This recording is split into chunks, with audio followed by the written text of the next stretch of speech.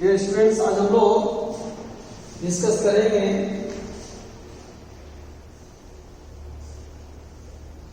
Electric potential and electric field intensity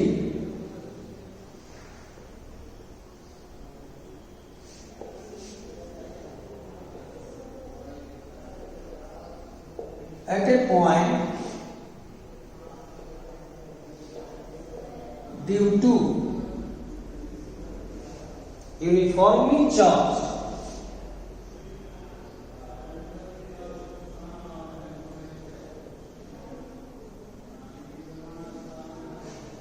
solid non-conducting sphere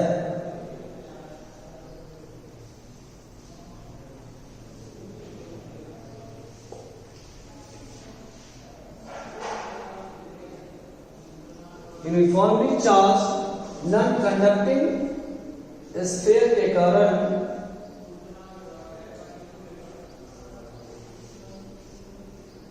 potential और intensity की value find out करना है।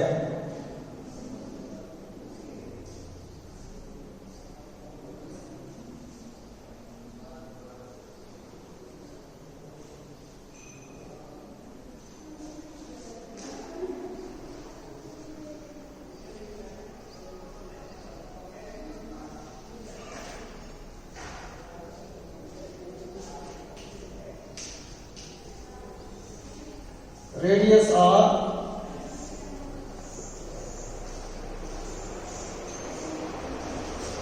charge Q at a distance R from the center. Case number 1 कह सकते हैं इसको। When the point is outside the sphere, point outside the sphere है। non conducting uniformly charged sphere,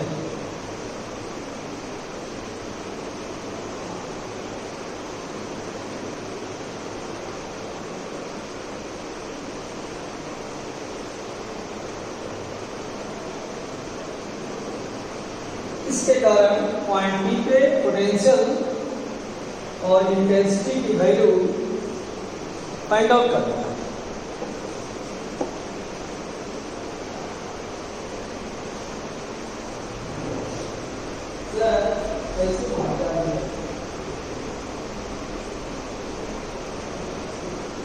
इस solid sphere को हम लोग बहुत सारे होलो स्फीयर से बना हुआ मानेंगे। होलो स्फीयर का पोटेंशियल पहले से आपको पता है,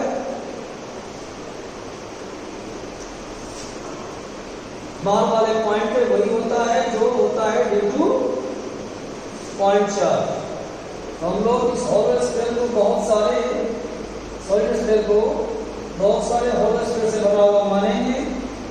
एक होलो स्फीयर का फिगर मैं दिखा रहा हूं।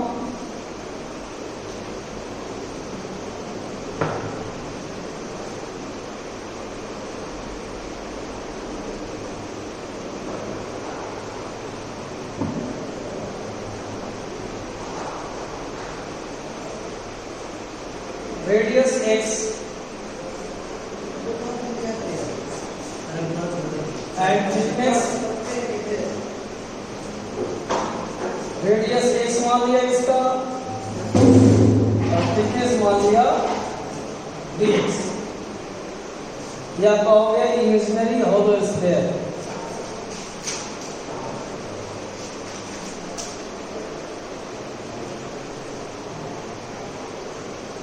ऐसे बहुत सारे कंसेंट्रिक होलो स्फीयर से बना हुआ पूरे नॉन कंडक्टिंग स्फीयर को हम लोग मान सकते हैं। इस होलो स्फीयर का चार्ज फाइंड आउट करना पड़ेगा और तब इस पॉइंट पे पोटेंशियल हम लिख सकते हैं, क्योंकि होलो स्फीयर के कारण बाहर वाले पॉइंट पे पोटेंशियल का फॉर्मूला आपको पता है 4 pi epsilon naught r is the potential at a point into hollow sphere. ये क्या है? Non conducting uniformly charge sphere है, पूरे वॉल्यूम में चार्ज है, तो चार्ज डिक्यू हो जाएगा, charge per unit volume into volume of this hollow sphere, और इस hollow sphere का वॉल्यूम क्या हो जाएगा?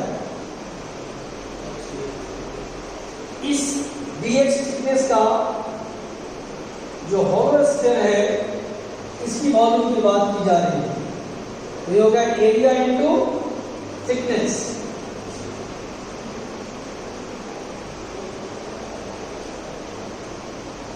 dq हो गया, इस वॉल्यूम में चार्ज की वैल्यू dq निकाल दिया मैंने, ये रिजल्ट आ जाएगा 3q by r³ x square dx, elemental charge on the hollow sphere.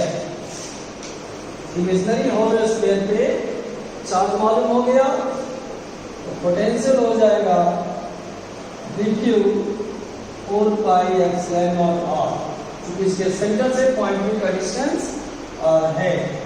dq की वैल्यू पुट कर देंगे,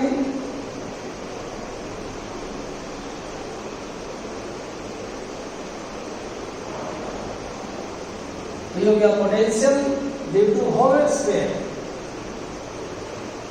ऐसे बहुत सारे कंसेंट्रिक होलो स्फीयर से पूरे स्फीयर को बना हुआ मानेंगे, तो नेट पोटेंशियल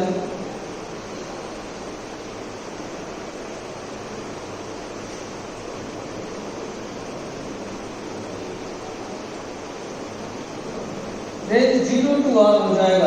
x की वैल्यू वैरी करेगी 0 टू r, पूरा होलो स्फीयर के कारण पोटेंशियल निकल जाएगा।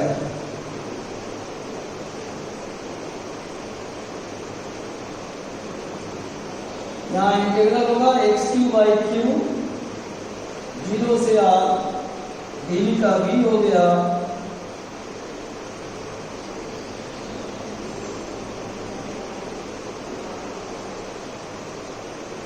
अपर एंड हो गया r³ लोअर एंड 0 बाई 3, ये 3 से 3 कैंसिल, r³ कैंसिल, रिजल्ट आ जाएगा, तो फिर से रिजल्ट सेम आया, यानी पूरे होलो स्फीयर के कारण, कंडक्टिंग होलो स्फीयर के कारण बाहर वाले पॉइंट पे पोटेंशियल की वैल्यू सेम आ गया, जो कि पॉइंट चार्ज के कारण होता है। ये इंपॉर्टेंट पॉइंट यहां भी नोट करना पड़ेगा। That is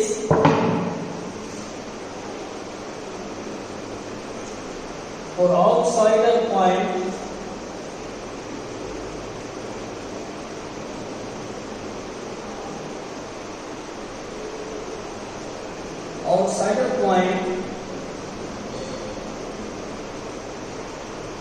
the total charge of the solid sphere then is supposed to be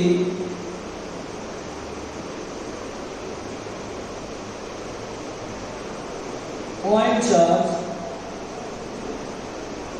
situated at its center। Result match कर रहा है, जो रिजल्ट पॉइंट चार्ज के कारण होगा वही रिजल्ट ये स्फेरिकल चार्ज के कारण आया है आउटसाइडर पॉइंट के लिए। इसलिए outsider point the total charge of the solid sphere may be supposed to be point charge situated at its center। Yatha when the point is outside, when the point is on the surface, second case,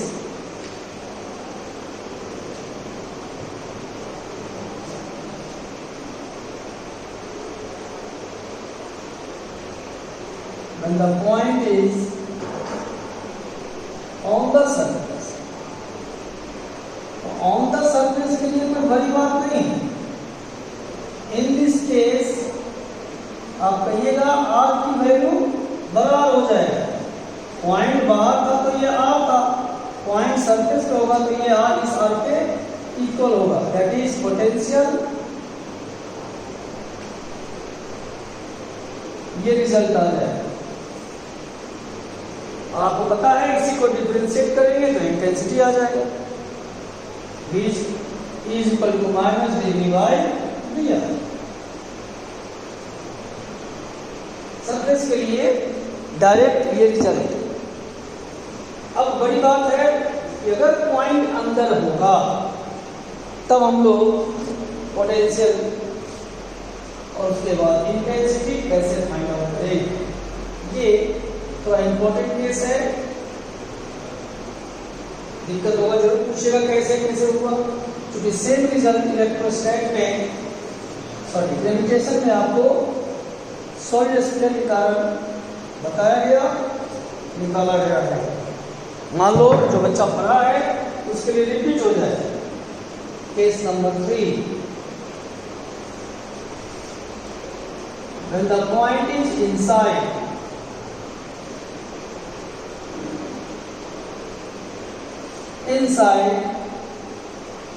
the sphere,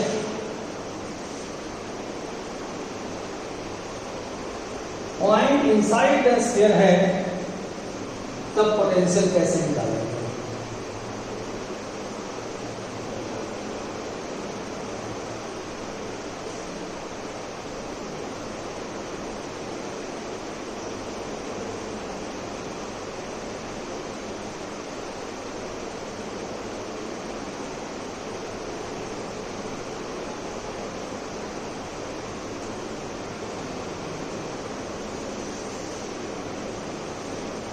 यहाँ पे point है और आपको potential निकालना है. After that by using relation intensity की value भी find out करना है और देखना है क्या रिजल्ट आता है. ये थोड़ा सा इंपॉर्टेंट केस है.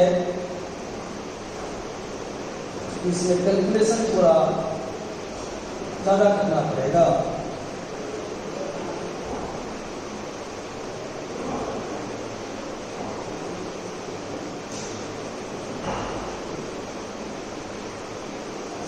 अंदर वाले पॉइंट पे पोटेंशियल फाइंड आउट करने के लिए क्या करना है इसको देखना है.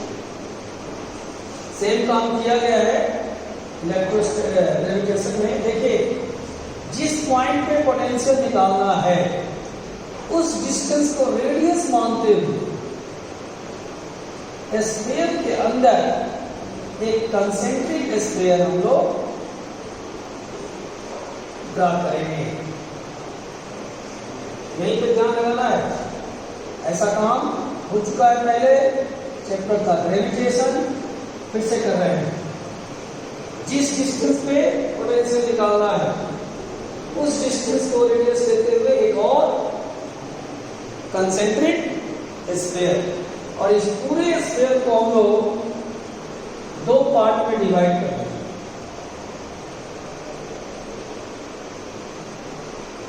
एक हो जाएगा आर रेडियस का सॉलिड स्फीयर. वही मोबाइल में डिस्टर्ब हो गया, ठीक कर लो भाई. ठीक कर लो, रेंज दे सकते.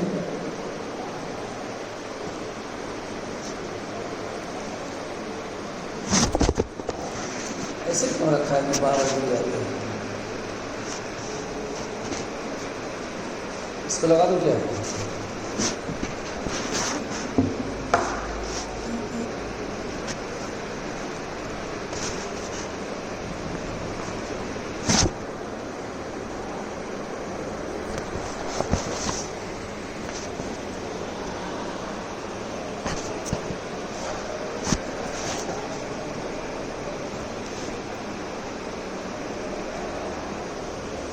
ठीक है.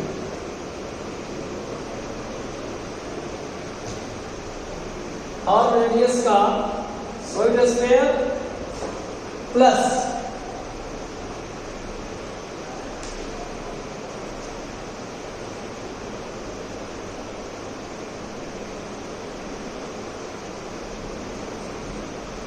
दो पार्ट में डिवाइड कर दिया।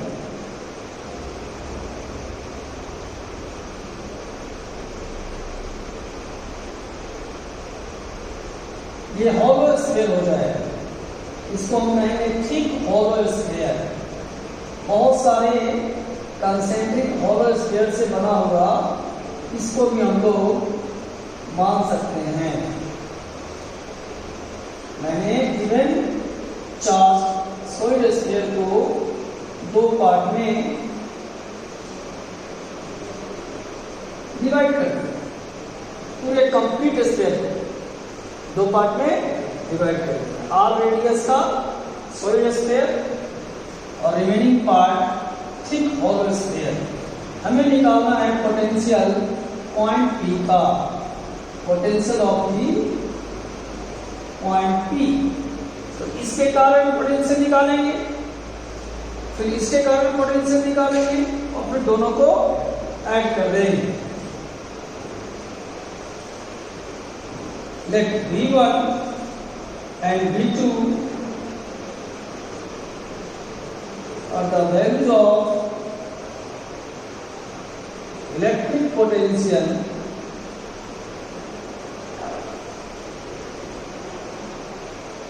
of the point P due to solid sphere of radius r and the thick hollow sphere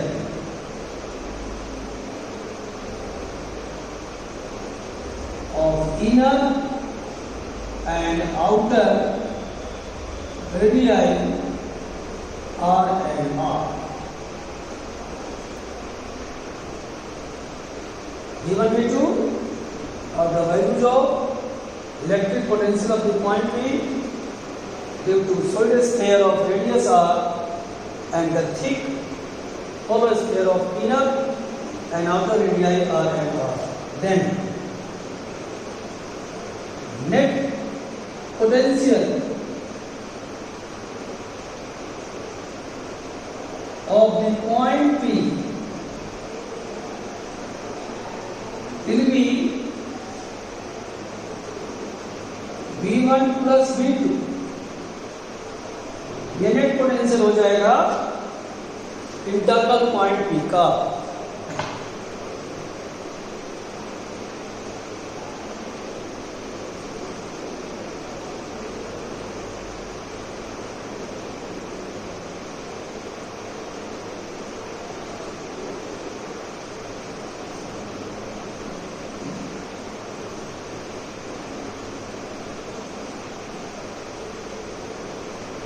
ये पॉइंट इस स्फीयर के सरफेस पे है,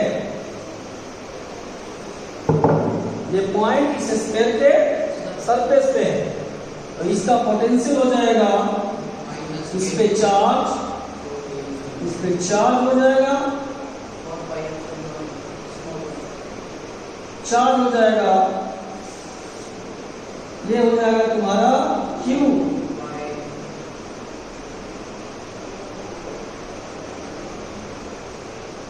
कैसे देख लो, पूरा वॉल्यूम है उसका चार्ज Q है, सॉलिड वॉल्यूम का, इसलिए इस छोटे वॉल्यूम का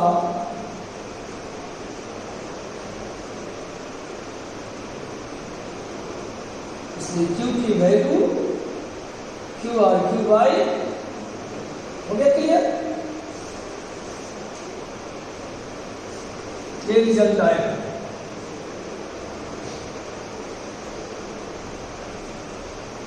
थोड़ा सिंप्लीफाई कर दीजिए तो V1 की वैल्यू QR स्क्वायर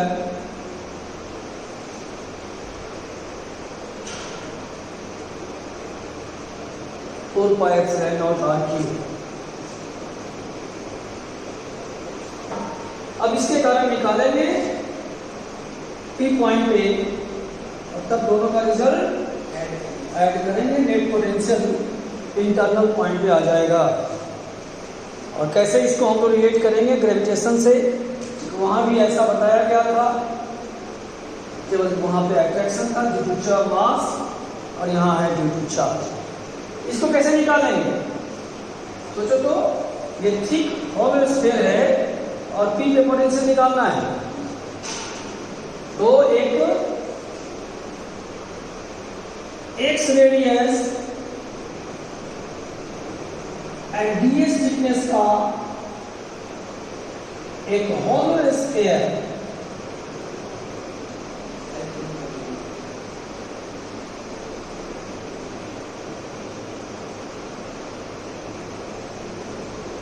इस इमेजिनरी हॉलो स्फीयर के कारण पहले पी पॉइंट पे पोटेंशियल निकालेंगे और तब हम लोग यूज कर देंगे टेक्निक ऑफ रेंज। क्या होगा, स्मॉल आर से बड़ा, ये एक्स वेरी करेगा स्मॉल आर से, एक्स रेडियस और डीएक्स थिकनेस का एक इमेजिनरी। ठीक है तुम बोल रहे हो, लेकिन लग रहा है कि ठीक नहीं है। ठीक है, फिजिक्स में इंटरेस्ट अगर कम गया किसी कारण से, चाहे मैथ से या केमिस्ट्री से, तो चिंता वाली बात है। फिजिक्स में ही अगर इंटरेस्ट कम गया किसी भी कारण से, एक सब्जेक्ट को खूब पढ़ोगे रिजल्ट नहीं आएगा। वंडरफुल एग्जाम्पल तो मैं हूँ। 90, 91, 92 3 इयर्स मैंने IIT का सपना पाले हुए था, इंजीनियर बनकर के विदेश जाने का सपना था। इनऑर्गेनिक केमिस्ट्री, मैथ में कुछ पोर्शन ऐसा था जिस पर हम ध्यान नहीं देते, रिजल्ट नहीं आया। कैसे आता है? All topics are equivalent. बेटा बुरा मत मानना, जो बच्चा सफल हुआ है ना, उसको मैं देखा हूँ, उस मेरे सामने से गया है, उसके अंदर ये नहीं था कि अब आज मैथ कर लेते हैं, फिजिक्स पढ़ने का इच्छा नहीं, ऐसा आया ही नहीं कहीं मन किसी बच्चे को जो सफल हुआ है मेरे साथ। नहीं, सजेशन मुफ्त में देना चाहिए, मैं दे रहा हूँ। ठीक है, तो अब चूंकि ध्यान दोगे, dV is the electric potential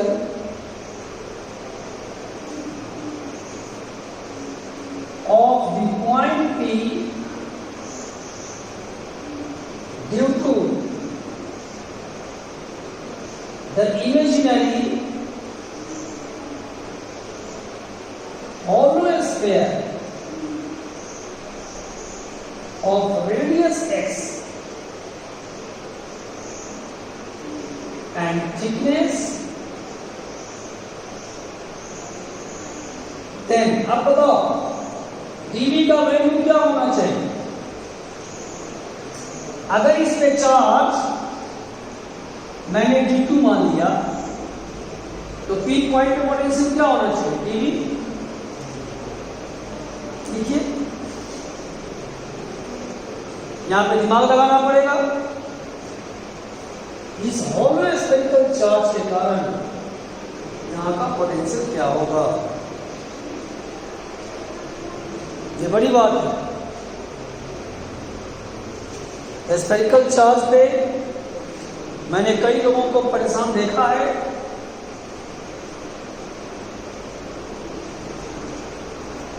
इसलिए मैं बोल रहा हूं कि बताइए कि क्या वैल्यू होगा।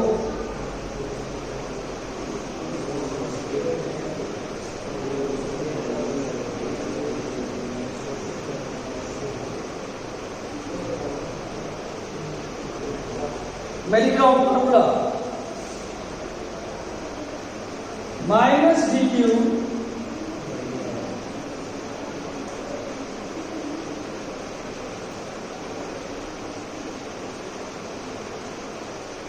दोनों में से सही कौन होगा?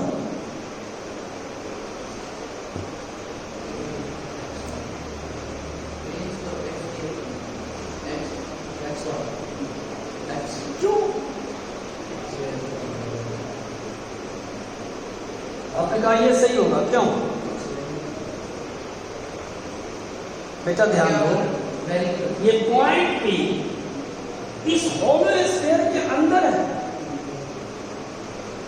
और कल मैंने कहा था पिछले क्लास में कि होलो स्फीयर के अंदर किसी पॉइंट पे पोटेंशियल वही होगा जो उसके सरफेस पे होगा। ये बात निकल गया होगा मन से, ऐसा होता है। पिछले क्लास में, कल तो लिया ही नहीं था। कल तो आप लोग वही किए, फिजिक्स मैथ पढ़े, फिर मैथ का डाउट लेने लगे, एनर्जी चेंज हो गई। फिर ये दोनों क्यों हो गए? दोनों कैसे हो? अगर एक भी हो गए तो एक भी हो गए तो एक भी मतलब एक भी पोटेंशियल अगर बाहर भी अरे भाई मैं, तुम गंदा सोच रहे हो। मैंने पूछा इस चार्ज स्फीयर के कारण यहां पोटेंशियल क्या हो। ये पॉइंट कौन सा पॉइंट है? अंदर का पॉइंट है। तो यहां P2 कहां से आया? यहां तो एक ही कंसेप्ट आया ना कि चार्ज होलो स्फीयर के अंदर हर पॉइंट पे पोटेंशियल वही होगा जो उसके सरफेस पे होगा। तो ये गलत हो गया, ये सही है। चार्ज की वैल्यू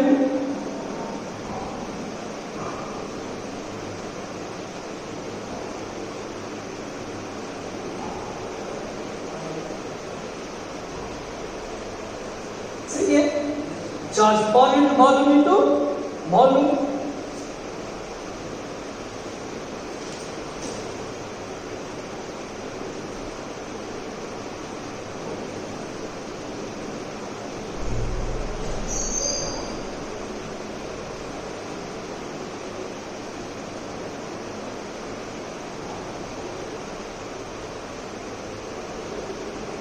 सही है। 4/3 4 पाई कैंसिल हो गया, 3 नीचे आ गया, R नीचे आ गया, एक x कैंसिल हो गया, x इसी को इंटीग्रेट कर लीजिए।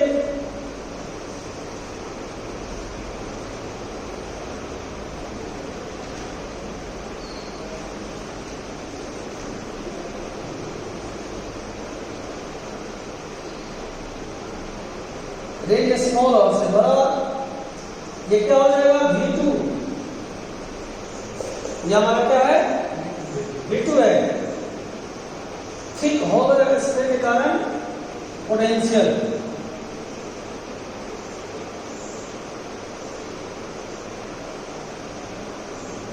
यहां x²/2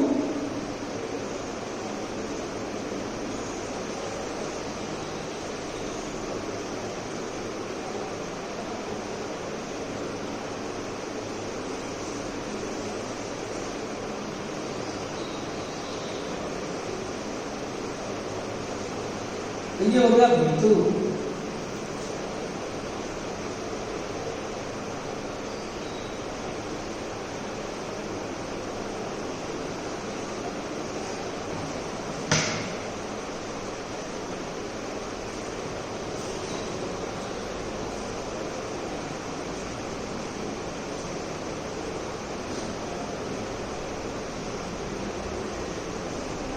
दोनों वैल्यू को पुट कर दीजिए।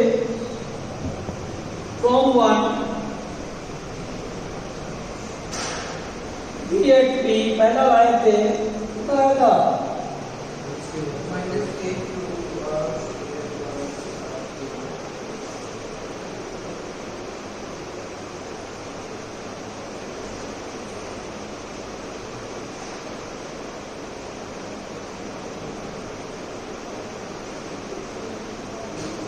सिक्स आपके बारे में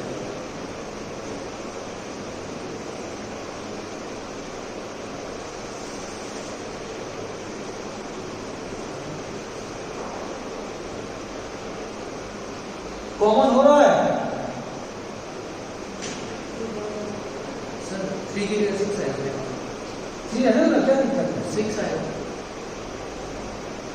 यहाँ पे 2 है सर नीचे, ये R नहीं है सर, नीचे 2 है। ये सर आपने इंटीग्रेट नहीं किया सर, तो R² - R² का कर देंगे 2 कहाँ है? तो वो आपने 2 वहाँ पर लिखा, तो 6 आप सर 2 को R से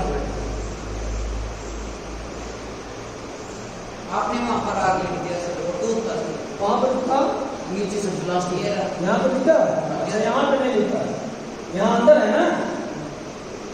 यहाँ तो ठीक है सर, पर आपने यहाँ पर 2 इधर आर लिखा है, यहाँ पर फर्स्ट में सर, इधर कहाँ पर लिखा है? Minus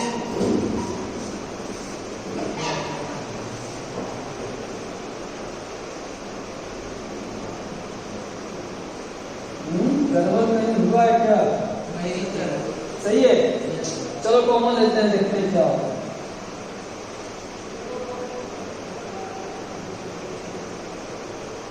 Q upon 4 pi epsilon naught RQ common ले लीजिए, यहाँ क्या बचेगा?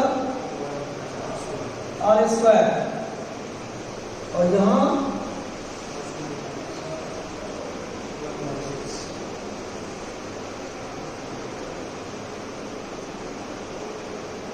पे क्या होगा? ठीक है सर, 1/6 R स्क्वायर 6 नहीं आना चाहिए।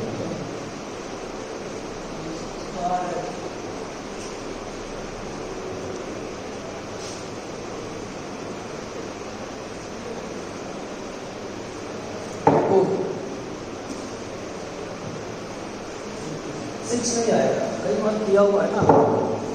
चलो डीवी फिर से निकालते हैं, DV minus D Q 4 pi epsilon naught क्या होगा? आर का एक्स होगा।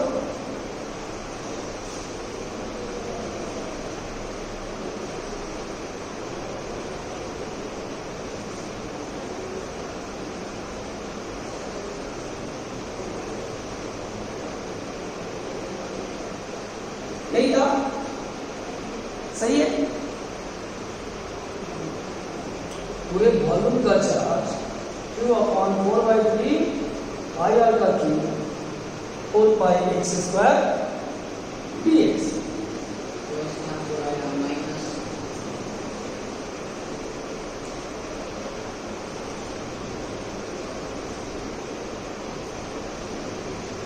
अंदर वाले पॉइंट पे पोटेंशियल वही होगा जो सरफेस पे है, रेडियस x है, dq की value Q upon 4/3 pi R का Q 4 pi x square minus Q 4 pi epsilon naught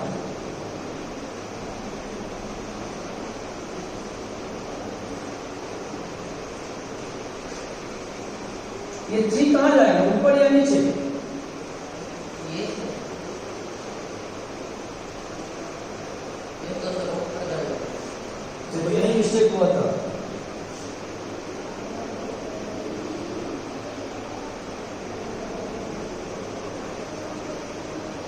ये हो, सही है। ये हो गया तुम्हारा V2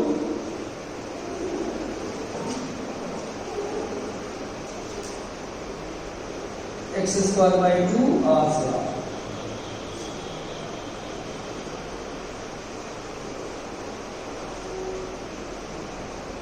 अब यहाँ पे 2 बार हो जाएगा R square minus, that is net potential V1 plus V2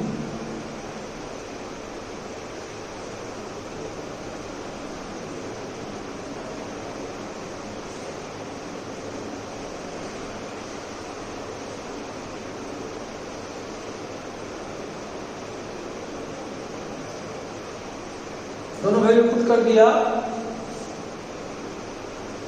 common हो जाएगा minus Q 4 pi epsilon naught R Q, यहाँ आर स्क्वायर, और यहाँ बचेगा 3/2 R square minus R square.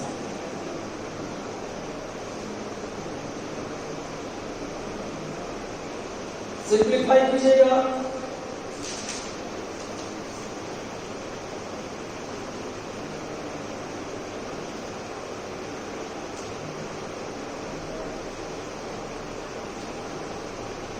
ये रिजल्ट आ जाएगा सिंप्लीफाई करने के बाद।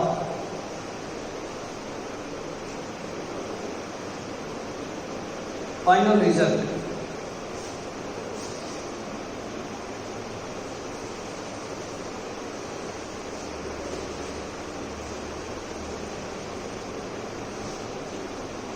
Potential at A point due to uniformly charge non conducting solid sphere, बाहर वाले पे सरफेस पे और ये हो गया अंदर वाले पे। नाउ इंटेंसिटी निकाल इस जल से,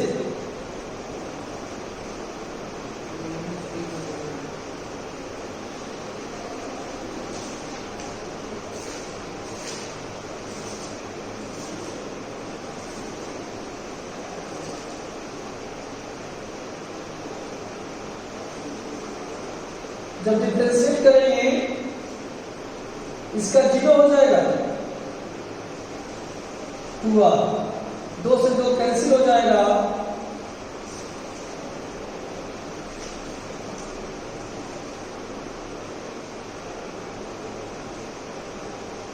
ये इंटेंसिटी।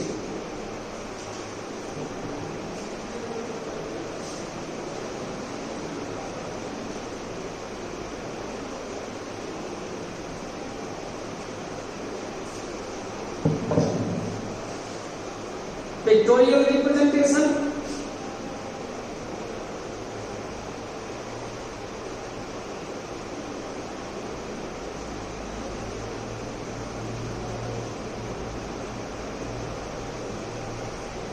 पोटेंशियल विद R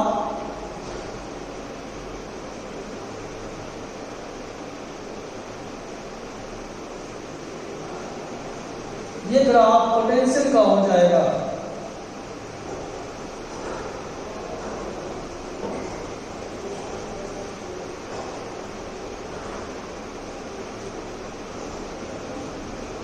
गौर से देखिएगा, that is E proportional to R, ये सब कांस्टेंट है, प्रोपोर्शनल टू R, और आउटसाइड क्या था, inversely proportional to R square. 0 से R के लिए straight line, after that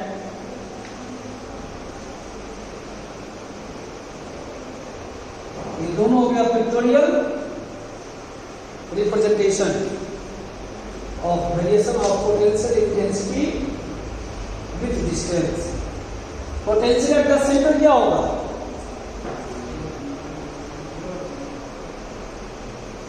at the centre R की वैल्यू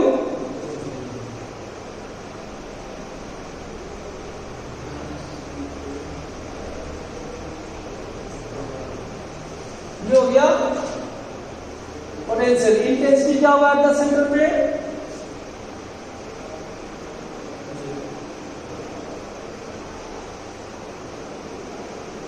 चूंकि R 0, इंटेंसिटी भी 0। सही है? Any problem? सेम रिजल्ट था। R नहीं रह जाएगा सर, सही PP में पोटेंशियल R स्क्वायर से R की बचेगा, यहाँ पे R बचेगा। सही है? इंटेंसिटी। अब इस रिजल्ट को थोड़ा ग्राफ ड्रा कर लिया। E नोट लिखते हैं, E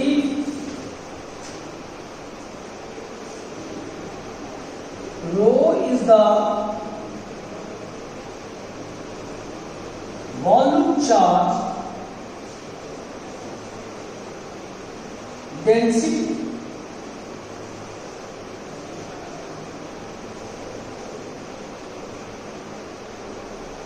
of the charged sphere.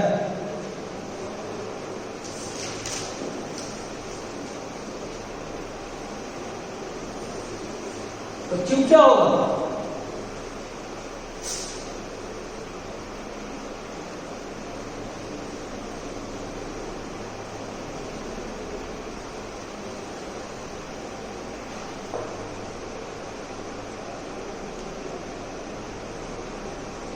Solve करने पे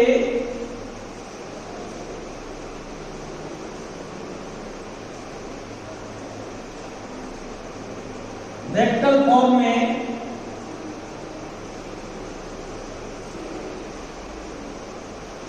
sphere are radial vector.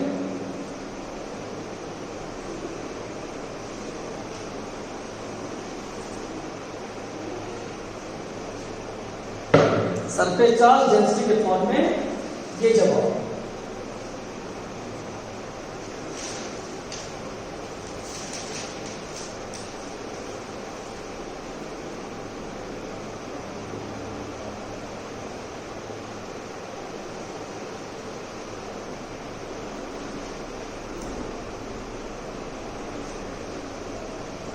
Field आपका एलॉन्ग रेडियल वेक्टर हो जाएगा अंदर वाले point along radial direction.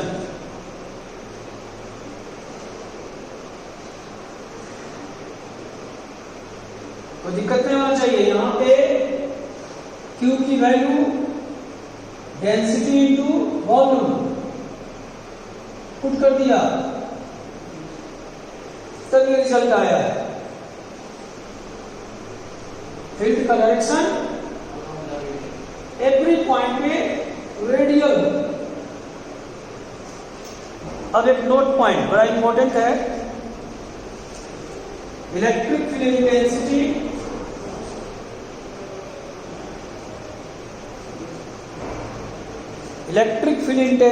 inside the cavity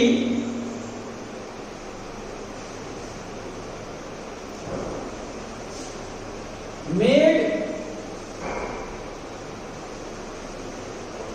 in the uniformly charged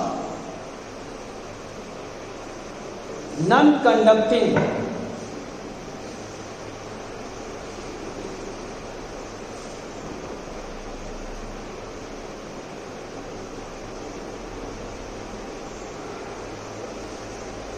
electric field intensity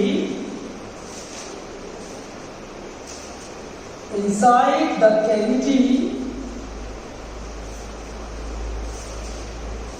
made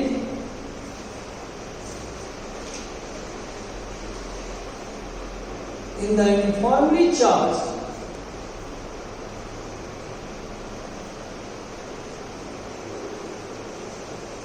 non-conducting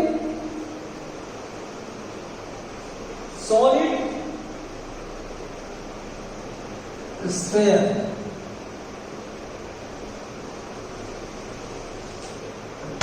इसको देखिएगा,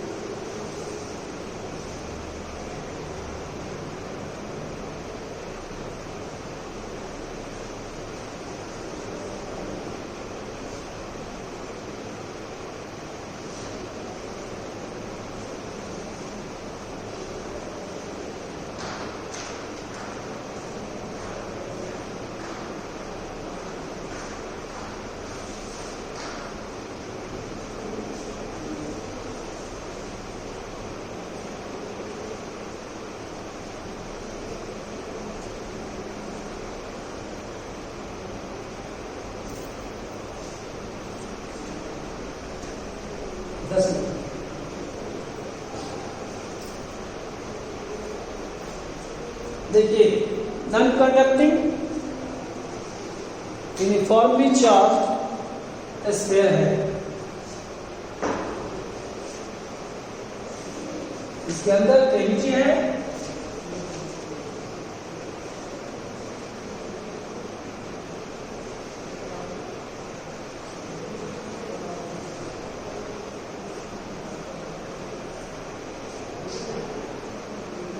अब इस कैविटी के अंदर हमें मान लो पॉइंट P पे ठीक है बेटा। Non conducting uniformly charges layer था, इसके अंदर मैंने कैविटी बनाया, कैविटी के अंदर पॉइंट P है, इस पॉइंट पे इंटेंसिटी फाइंड आउट करना है, ठीक है जी। आपने पढ़ा था प्रिंसिपल ऑफ सुपरइम्पोजिशन, क्या पॉइंट था? प्रिंसिपल ऑफ सुपरइम्पोजिशन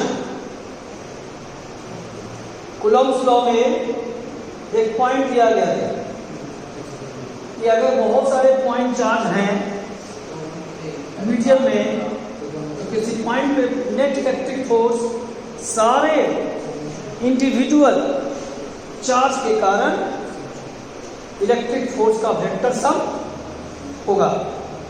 ये था प्रिंसिपल ऑफ सुपरइम्पोजिशन। वही बात मैंने मान लिया late E1 and E2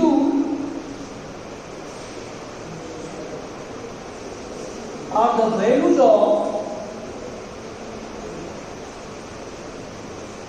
electric field intensity at P due to uniformly charged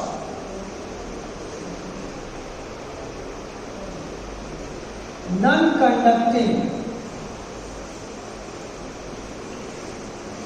solid sphere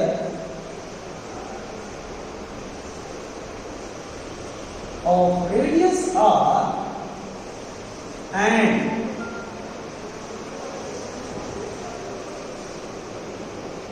due to the charge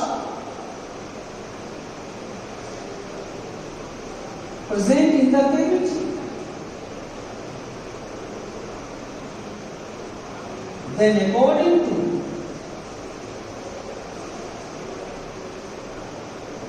the principle of superimposition,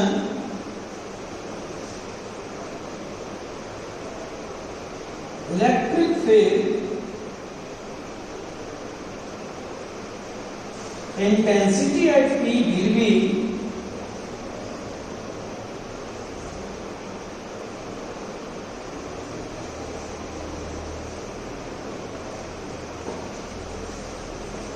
कैसे हुआ ऐसे? देखिए पूरे स्फीयर के कारण फील्ड कितना है E1 और इसमें जो चार्ज है उसके कारण कितना है E2। अब यहां चार्ज तो है नहीं, क्या हो गया? यानी पूरे चार्ज के कारण यहां फील्ड निकाला और इस चार्ज का फील्ड मैंने माइनस कर दिया। सही है? अब बताओ, देखो ध्यान से, अगर यहां से पॉइंट P का, अगर इसके सेंटर से पॉइंट P का पोजीशन वेक्टर R1 है और कैविटी के सेंटर से पॉइंट P का पोजीशन वेक्टर R2 है, तो अब क्या लिखेगा?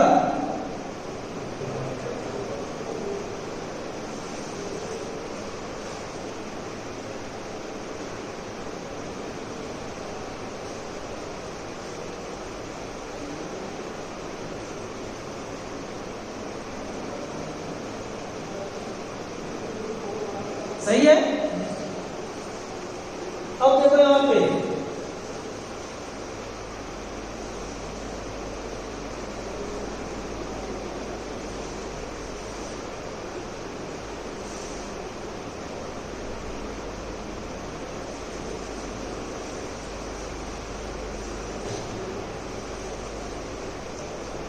अब इसके सेंटर से कैविटी के सेंटर का पोजीशन वेक्टर मैंने ए मान लिया। If O dash vector A, then according to triangle law,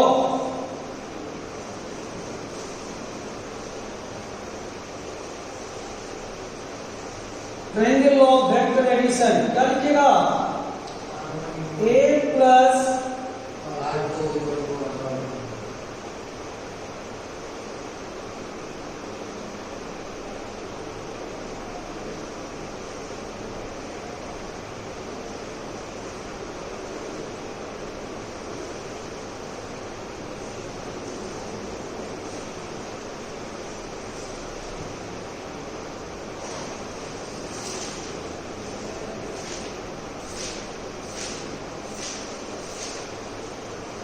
साफ हो गया?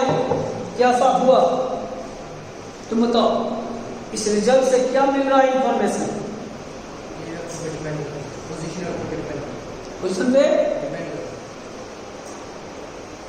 आप ये कहिए कि कैविटी के अंदर फील्ड की वैल्यू कैविटी के पोजीशन पर डिपेंड नहीं करता है, यानी फील्ड यूनिफॉर्म हो, अंदर वाले पॉइंट में फील्ड यूनिफॉर्म होगा। तो लिखिएगा note point, that is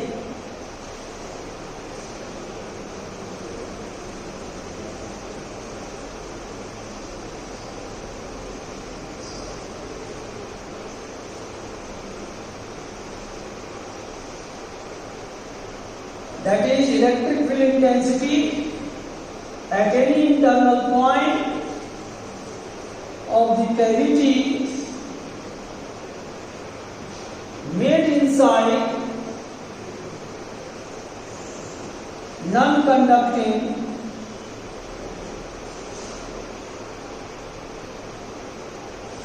uniformly charged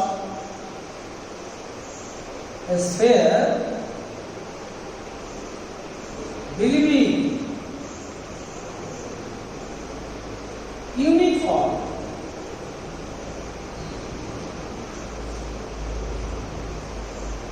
that is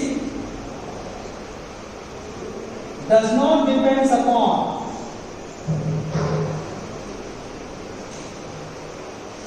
the position of the point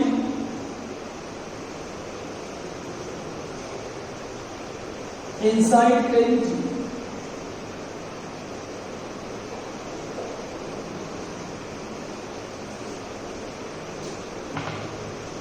तो ये था पूरा फर्स्ट फील्ड पोटेंशियल। एक स्टोरी है, नेक्स्ट क्लास में दिखा देंगे इंडक्शन। अब तब बात होगी कुछ फेमस प्रॉब्लम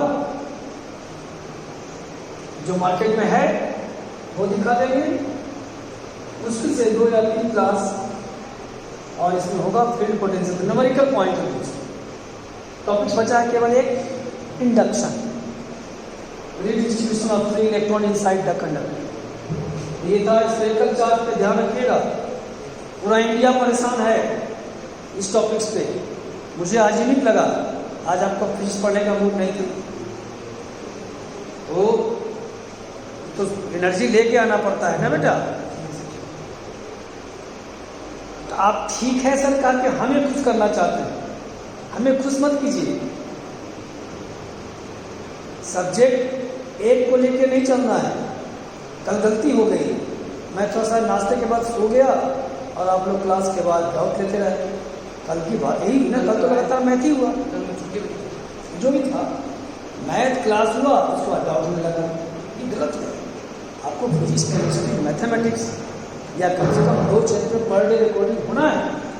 ये ऑलरेडी मैनेजमेंट द्वारा कन्वे किया गया है। अब 2 घंटा आप लोग पजल हो गए, तब मेरी बारी आई तो मेरी क्लास संभव ही नहीं है क्लास। इसलिए जब तक एनर्जी नहीं रहेगा, सीखने की भूख होगी, तभी बात मन में आएगा। अदरवाइज हल्के मूड से लिखेंगे तो फिजिक्स तो बहुत दूर जाता है ना। तो कल हम लोग फिर देखेंगे इंडक्शन और इस पे फेमस सवाल। ऐसे एक सवाल फेमस है, आप लोग तैयारी कीजिएगा, लड़िएगा, लिखिएगा। एक सवाल IIT एडवांस में आया था, लिखिएगा 3 concentric three concentric conducting hollow sphere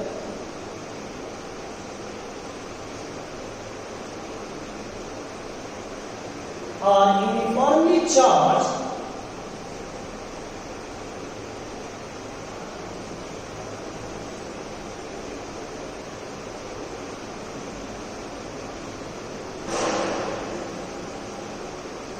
with surface charge density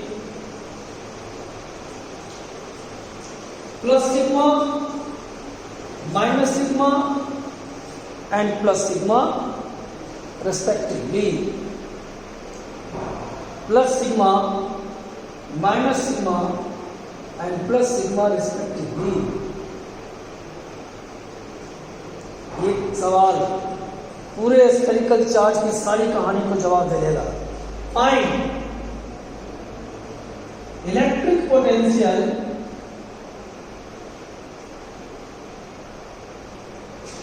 of the cell A, B and C. ये A था, ये B था, C. Second part, if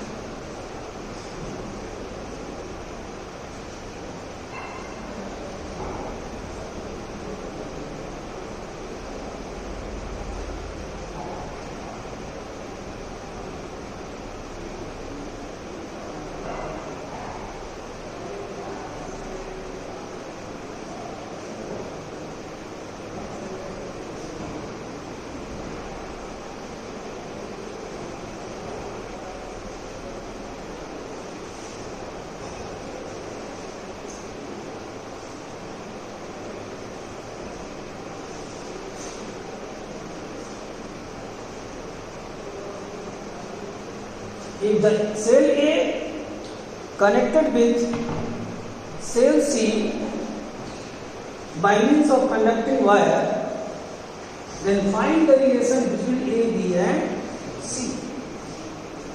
तो दो काम है. पहले तो सेल A, B, C का पोटेंशियल निकालिए और उसके बाद जब A और C को मिला दिया गया तो A, B, C के बीच रिलेशन क्या होगा. जब A और C को मिला दिया मतलब यह हुआ कि A और C का पोटेंशियल बाद में सेम होगा, तब A, B, C का रिलेशन आता है. यह आता है पूरा पोटेंशियल.